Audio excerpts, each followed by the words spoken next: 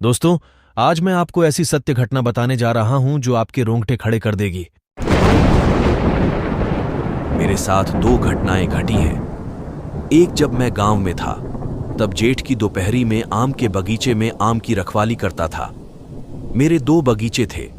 दोनों बगीचे की दूरी 1.5 किलोमीटर होगी।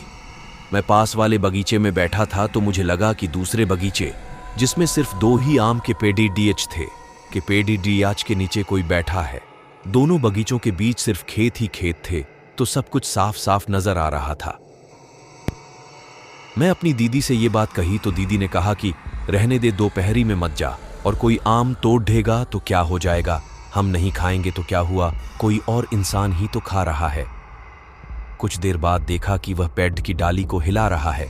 तब दीदी ने कहा कि जाके देख कि ये आम तो आम पेड़ की डाली क्यों तोड़ रहा है। मैं खेतों के बीच से दौड़ता हुआ 5 मिनट में वहां पहुंचने ही वाला था कि वह अपना बोरा, झूठ के बड्ढे बैग, जिसमें मवेशी के लिए हरा चारा था, लेकर भाग गया। मैं उसका पीछा नहीं किया क्योंकि मैं पहले ही दौड़ कर थक चुका था और दोपहरी के कारण धूप बहुत तेज थी। मैं वापस खेत से वापस उस बगीचा में नहीं गया।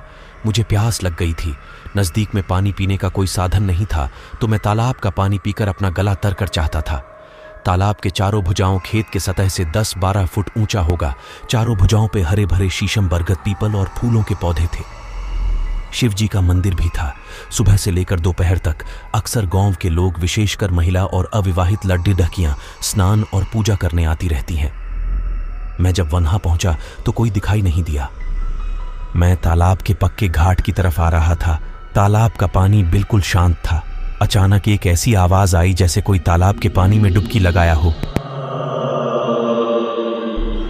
डुबकी लगाने के बाद जो पानी में लहरें उठती है, उससे ऐसा लगा कि कोई आदमी ने नहाने के लिए डुबकी लगाई हो। मेरी नजर उधर गई और मन हल्का हुआ कि चलो, कोई तो है तालाब में जिसके साथ हम बात भी कर लेंगे और अपने घर भी साथ साथ चल देंगे। मैं वहीं खड्डे होकर इंतजार करने लगा कि देखूं कोई महिला है या पुरुष। लगभग 1 मिनट तक कोई पानी से बाहर नहीं आया तो मैं बड़ा हैरान और परेशान हो गया। डूबने के बाद जो पानी में तरंगे उठी थीं, बिल्कुल शांत हो गई। उसी समय से दिमाग में ये बात घूमने लगी कि जो पानी में डूबकर मर जाते हैं, वे ही पनडूब भी भूत बन जाते हैं।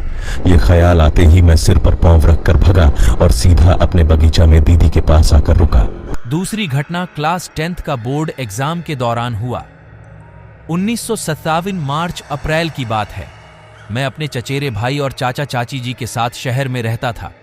चाचा जी के फैक्ट्री में टेलीग्राम आया कि उनकी मम्मी जी, यानी कि मेरी दादी जी की तबीयत खराब है, तो चाचा चाची जी अगले दिन ट्रेन से गांव चले गए। हम 3 भाई यही रह गए क्योंकि मेरा और बड़े भैया का 10th का बोर्ड एग्जाम था और छोटे भाई का 8th का स्कूल एग्जाम था। बड़े भैया पढ़ाई लिखाई में कमजोर थे, मगर फिल्म देखने में एक्सपर्ट, और मैं पढ़ाई लिखाई में ठीक ठाक और क्रिकेट खेलने में माहिर था। चूंकि गार्डियन के रूप में अब कोई था नहीं, तो मैं पूरे दिन क्रिकेट खेलने और 5-6 घंटा सोने में बिता देता था और देर रात तक जागकर पढ़ाई करता था। मैं सभी सब्जेक्ट्स में ठीक ठाक था, लेकिन इतिहास में बहुत ही कमजोर था। सारे विषयों के पेपर हो गए और लास्ट पेपर इतिहास का ही था। इतिहास पेपर के लिए मुझे 2 दिन का समय मिला था। पूरे साल टेंशन नहीं हुआ, लेकिन आज मैं बहुत टेंशन में था कि इतिहास की वजह से मैं फेल हो जाऊंगा। मैंने खेलना फिर भी बंद नहीं किया और अगले दिन खूब खेलता रहा। रात में सोया तो मुझे सपने आया कि इतिहास के इन 5 प्रश्न पत्रों को याद कर लो। मुझे सुबह तक सपना याद ही था। मैंने इतिहास की किताब निकालकर वे सारे प्रश्न को टिक किया। उसका जवाब गाइड से उतरा। फिर दोपहर में जाकर क्रिकेट खेलना शुरू किया और शाम तक खेलता रहा। अब टेंशन बिल्कुल नहीं था। 2 दिन के समय में 5 प्रश्न के जवाब याद कर लिए और अब सोमवार को एग्जामिनेशन हॉल में बैठा। क्वेश्चन पेपर दिए गए। कुल 10 प्रश्नों में से 5 ही करने थे और जो सपने में 5 आए थे, वे प्रश्न भी उसमें अथवा के रूप में आए थे।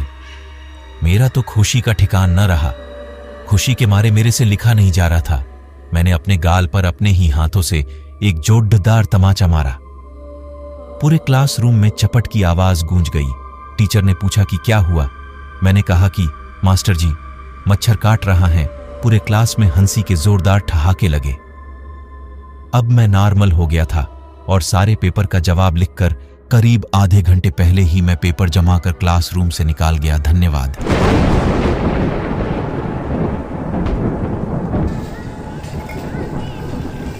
नहीं